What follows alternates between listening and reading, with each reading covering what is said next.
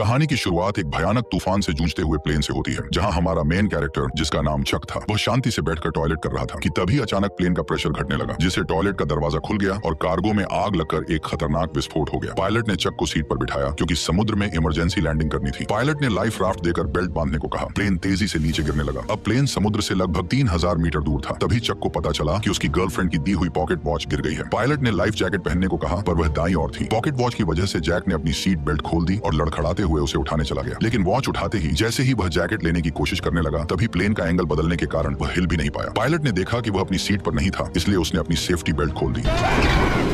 तेज झटकों से पायलट बुरी तरह घायल हो गया। पायलट ने प्लेन को समुद्र की सतह पर धीमी गति से टच कराया, लेकिन गलत लैंडिंग से पानी केबिन में भर गया। सेफ्टी बेल्ट न बंधे होने की वजह से चक की जान बच गई। तभी अचानक प्लेन का ऊपरी हिस्सा फट पड़ा और समुद्र का पानी प्लेन के अंदर भरने लगा। लेकिन किस्मत से चक के हाथ में इन्फ्लेटेबल राफ्ट था, पर जैसे ही उसने उसे खोला, तभी अचानक राफ्ट से जुड़ा हुआ हिस्सा प्लेन में फंस गया। डूबता हुआ एरोप्लेन चक को राफ्ट के साथ नीचे खींचने लगा, पर चक की किस्मत अच्छी थी क्योंकि राफ्ट से जुड़ी हुई रस्सी अचानक टूट गई और इस तरह लाइफ राफ्ट ने उसे खींचते हुए मौत के मुंह से बाहर निकाल लिया। आखिरकार चक सही सलामत समुद्र की सतह तक पहुंच गया। उसने अपनी पूरी ताकत लगाकर राफ्ट पर चढ़ने की कोशिश की और मरते दम तक राफ्ट के किनारे को कसकर पकड़े रहा, लेकिन वह धीरे धीरे उस इंजन की ओर बहने लगा जो अभी भी चल रहा था। पीछे खतरा देखकर उसने तुरंत आंखें बंद कर ली। तभी इंजन में आग लग गई और विस्फोट की लहर ने उसे उछालकर फिर से समुद्र में गिरा दिया। पूरा प्लेन एक जोरदार ब्लास्ट के साथ धीरे धीरे समुद्र में डूब गया, लेकिन खतरा अभी टला नहीं था। चक को न केवल समुद्र की तेज आंधी तूफान का सामना करना पड़ा, बल्कि एक के बाद एक उठती विशाल लहरों को भी झेलना पड़ा। वह बस लाइफ राफ्ट की रस्सी को कसकर पकड़े रहा। इसी तरह पता नहीं कितनी देर बीत गई और अचानक लाइफ राफ्ट की हवा निकल गई। तेज चट्टानों ने उसे फाड़ दिया। इसका मतलब था कि वह आखिरकार किनारे पर पहुंच गया था। वो अपनी आखिरी ताकत जुटाकर लाइफ राफ्ट को घसीटते हुए किनारे तक लाया। अगली सुबह जब धूप उसके चेहरे पर पड़ी, तब उसे महसूस हुआ कि वह जिंदा है और छोटे से आइलैंड पर बहकर आ गया है। लेकिन मौत के मुंह से बच निकलने के बाद भी उसे कोई राहत नहीं मिली, क्योंकि वह नहीं जानता था कि इस अनजान जगह पर उसे कौन कौन सी खतरनाक चीजों का सामना करना पड़ेगा। वह चलते चलते प्लेन से बिखरी हुई चीजें उठाता गया और आइलैंड के अंदर अपने ही जैसे लोगों की खोज शुरू कर दी। लेकिन जब उसने चारों ओर नजर डाली, तो उसका स्वागत केवल कभी खत्म न होने वाले सन्नाटे ने किया। इससे यह साफ था कि वो एक ऐसे आइलैंड पर फंस चुका था जो दुनिया के नक्शे पर भी नहीं था। कोई है यहाँ?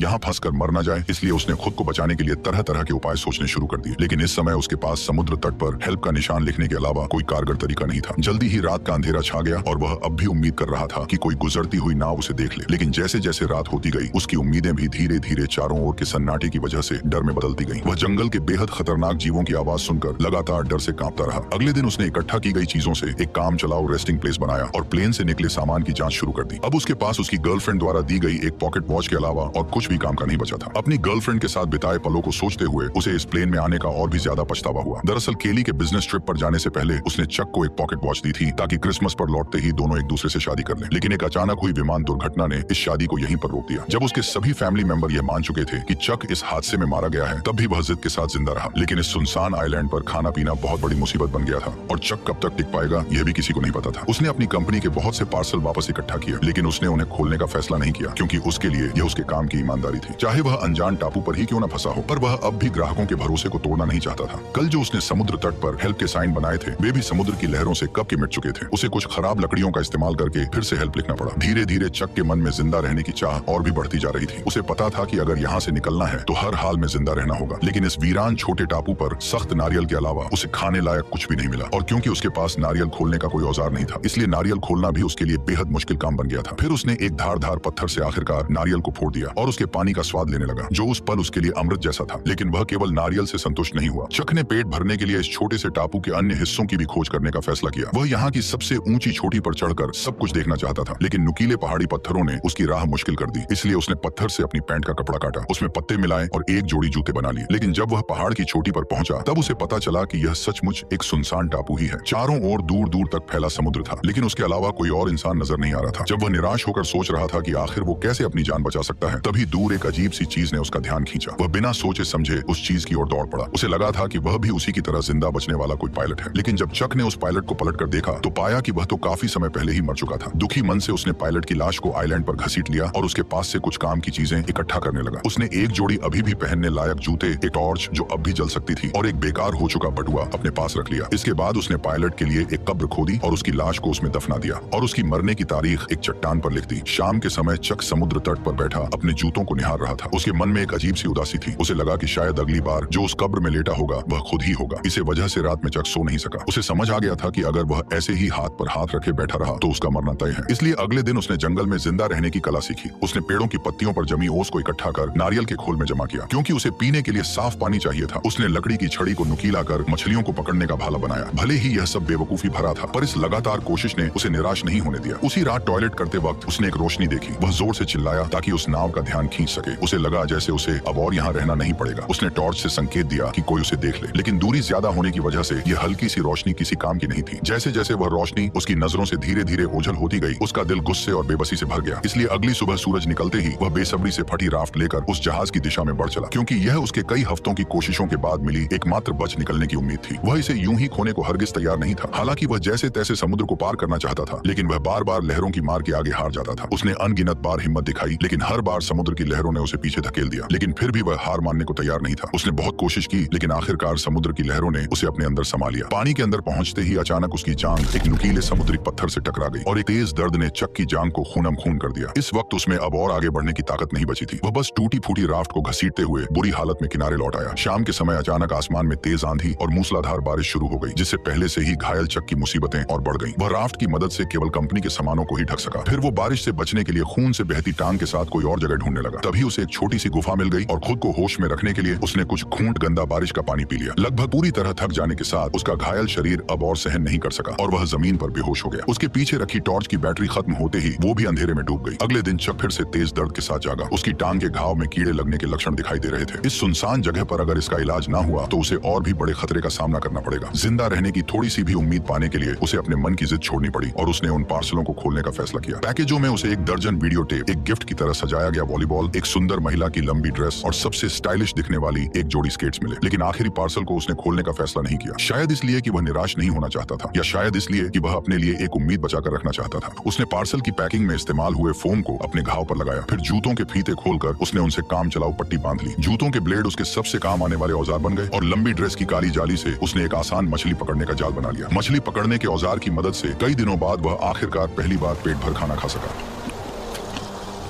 कच्चा खाना निगलना मुश्किल ना हो, इसके लिए चक ने लकड़ी रगड़कर आग जलाने का फैसला किया। लेकिन भले ही उसने सुबह से लेकर शाम तक और फिर शाम से लेकर अगली सुबह तक लगातार कोशिश की, पर फिर भी उसके मन में जो छोटी सी चिंगारी थी वह उसकी उम्मीद के मुताबिक आग नहीं बन सकी। जब उसके दोनों हाथ रगड़ते रगड़ते छिल गए तब उनसे ताजा खून बहने लगा, जिससे चक का गुस्सा फुट पड़ा।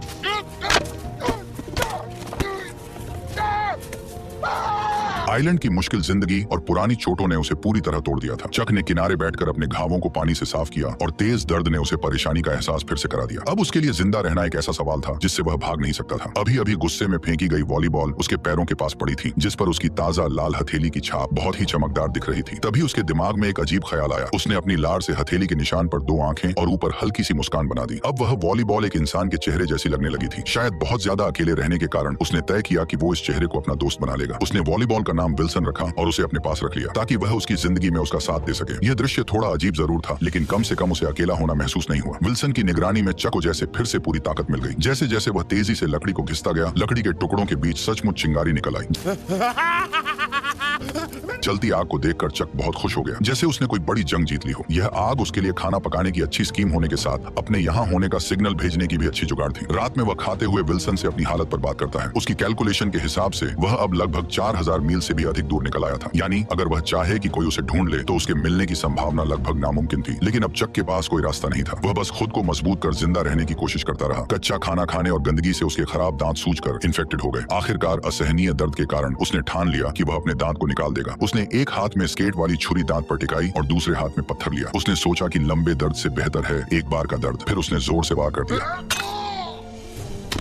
जंगल में जिंदा रहने में एक्सपर्ट होने के बाद भी उसकी आंखों में अब वह चमक नहीं रही थी। 4 सालों के अंदर चक अब एक जंगली आदमी बन गया था। हालांकि मछली पकड़ने में माहिर होने से उसे मांस की कमी नहीं थी, लेकिन उसकी आंखों में पहले जैसी जीने की गुंजाइश गायब हो चुकी थी। अब वह बच निकलने की कोई उम्मीद नहीं रखता था और हर दिन का जिंदा रहना बस उसकी अकेलेपन का एक और दिन था। पर कुछ समय बाद उसे चट्टान के किनारे से एक टिन का टुकड़ा मिला और वो उसे समुद्र तट पर ले आया। लेकिन जैसे ही समुद्री हवा ने उस टिन के टुकड़े को गिरा दिया, तभी अचानक उसके दिमाग एक आइडिया में आया। अगर वह इसका इस्तेमाल समुद्र की लहरों को चीरने के लिए कर सके तो शायद सच में उस उसके पास इस जगह से निकलने का मौका हो सकता है। यह आइडिया आते ही उसने एक पल और इंतजार नहीं किया। उसे इस सुनसान टापू पर से जल्द निकलना था। चक तुरंत हरकत में आ गया। सबसे पहले उसे एक नाव बनानी थी। उसने बहुत सारी टहनियां इकट्ठा की और उन्हें एक साथ रखा। फिर जंगली रस्सियों का इस्तेमाल किया और सबको एक साथ बांध दिया। यहाँ तक कि बेकार वीडियो टेप को भी रस्सी बना लिया। अब चक की मेंटल स्टेट बिगड़ने लगी थी। उसे लगने लगा कि विल्सन उसे देख रहा है और उसे जाने नहीं देना चाहता। इसी वजह से उस रात वह विल्सन से झगड़ पड़ा। मैं अपनी पूरी जिंदगी तुमसे बात नहीं कर सकता। सुना तुमने? 2 टके के वॉलीबॉल। फिर उसने गुस्से में अपने 4 साल पुराने दोस्त को एक लात मारकर दूर फेंक दिया। लेकिन जब वह कुछ देर बाद शांत हुआ तो उसे अपने दोस्त विल्सन के लिए गहरा पछतावा हुआ। इसलिए वह रात के अंधेरे में विल्सन को ढूंढने निकल पड़ा और प्यार से उसके चेहरे पर फिर से रंग लगा दिया। हर दिन इसी तरह बीतता गया और चक की लकड़ी की नाव भी बनकर तैयार हो गई। उसने जाने के लिए सारी चीजें तैयार कर ली थी। अब बस सही दिशा की हवा का इंतजार था ताकि वह अपनी नाव को समुद्र में उतार सके। उसने अपने यहाँ फंसे होने का साइन भी छोड़ दिया था। उसने 10,500 से भी ज्यादा दिनों तक इस बेरहम टापू पर फंसे रहने का वर्ल्ड रिकॉर्ड बना दिया था। जब वह आखिरी अक्षर उकेर रहा था तभी अचानक हवा उस दिशा में चलने लगी जहाँ चक चाहता था। उसने एक्साइटेड होकर नाव को समुद्र की ओर धकेल दिया और फिर अपने पुराने दोस्त विल्सन के साथ जिंदगी खोजने की ओर निकल पड़ा। समुद्र की लहरें अब भी वैसी ही थी, लेकिन वे उसे घर लौटने से रोक नहीं सकी। झील की लहरों की तरह समुद्र की हर एक लहर लगभग उसे डुबो ही देती थी, लेकिन वो अपनी कोशिशों से लहर को चीरता चला गया। हर बार जब वह मौत के मुंह से बच निकलता तो उसके भीतर से बाहर निकलने की खुशी और भी बढ़ जाती। जब चक ने पीछे मुड़कर उस छोटे से टापू को देखा जिसने उसे 4 साल तक कैद रखा था, तब उस पल में चक के दिल में एक अजीब सी फीलिंग थी। अगर उसने इस कठिनाई का सामना करने की जिद न की होती तो शायद आज भी वह अकेलेपन से भरी जिंदगी जी रहा होता। हालांकि उसकी जंग अभी बस शुरू ही हुई थी। उसे पता नहीं था कि आगे जो खतरे उसका इंतजार कर रहे हैं वे उसके लिए सबसे घातक चुनौती साबित होंगे। ठीक उसी वक्त जब उसे लगा कि वह इसी तरह बहते बहते इंसानों की बस्ती तक पहुंच जाएगा, तभी एक और भीषण तूफान ने उसे झकझोर दिया। उस रात तेज बारिश में आंखें खोलना नामुमकिन था। वह नाव को पकड़े लहरों के बीच लाचार पड़ा रहा और हमलों को सहता रहा। यह उसके लिए सबसे कठिन रात थी। वह बेबस था और सब कुछ भगवान पर छोड़ चुका था। अच्छी बात यह रही कि चक किस्मत वाला था। उस रात की भीषण आंधी तूफान भी उसे अपने साथ नहीं ले जा सकी, लेकिन उसकी नाव को भारी नुकसान पहुंचा था। और सबसे अहम बात यह थी कि उसका पुराना दोस्त भी रस्सी ढीली हो जाने के कारण नाव से अलग हो चुका था। जब उसे इसका एहसास हुआ तब तक विल्सन समुद्र की लहरों के साथ बहुत दूर बह चुका था। वह उसका इकलौता साथी था जिससे वह दिल की बातें करता था। भले ही वह सिर्फ एक वॉलीबॉल था, लेकिन वही उसका एकमात्र सहारा था। वह सब कुछ भूलकर समुद्र में कूद पड़ा और उसे बचाने की कोशिश करने लगा, लेकिन दूरी बहुत ज्यादा थी और गहरा समुद्र उसे बार बार डरा रहा था। एक तरफ उसकी जान बचाने वाली नाव थी और दूसरी तरफ उसका 4 साल का सहारा विल्सन। लेकिन अब उसके पास कोई और चारा नहीं था। वह बस अपनी आंखों के सामने अपने पुराने दोस्त को दूर जाते हुए देखता रहा।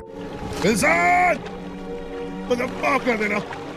इस तरह उसने अपना इकलौता दोस्त खो दिया और एक बार फिर अकेलापन और बेबसी ने उसे पूरी तरह घेर लिया। लगभग पूरी तरह से टूट चुकी लकड़ी की नाव को देखते हुए और चारों ओर फैले समुद्र को निहारते हुए इस पल चक को बहुत अच्छी तरह समझ आ गया कि वह अब कभी भी अपने घर वापस नहीं जा सकेगा। जिस वजह से जो उसके भीतर जीने की इच्छा अभी अभी जगी थी वह पूरी तरह टूट गई। आखिरकार उसने नाव का चप्पू भी फेंक दिया और तय कर लिया कि अब वह बस चुपचाप इंतजार करेगा कि समुद्र जल्द से जल्द उसे निगल जाए। ठीक उसी समय जब चक ने मौत का सामना करने के लिए खुद को तैयार किया, तभी एक ऐसी सीटी की आवाज गूंज उठी जिसे उसने सिर्फ अपने सपनों में ही सुना था। वह उम्मीद खोए हुए अपनी आखिरी ताकत जुटाकर मुड़ा और देखा कि एक विशाल मालवाहक जहाज उसके सामने तैर रहा था। तभी जहाज में मौजूद सभी लोगों ने चक को भी देख लिया और इस तरह कई सालों की कठिनाइयों के बाद चक आखिरकार फिर से प्लेन में बैठकर अपने घर लौट आया। उसकी सही सलामत जिंदा लौट आने की कहानी ने उसे पूरे शहर में मशहूर कर दिया। लेकिन चक को इन सब बातों से कोई फर्क नहीं पड़ता था। वह बस अपनी गर्लफ्रेंड से मिलना चाहता था जिसे उसने 4 साल से नहीं देखा था। लेकिन जब उसकी गर्लफ्रेंड की बजाय एक आदमी दरवाजा खोलकर सामने आया तो वह हैरान रह गया। उस आदमी ने चक से कहा, मैं केली का हस्बैंड जेरी लवेट।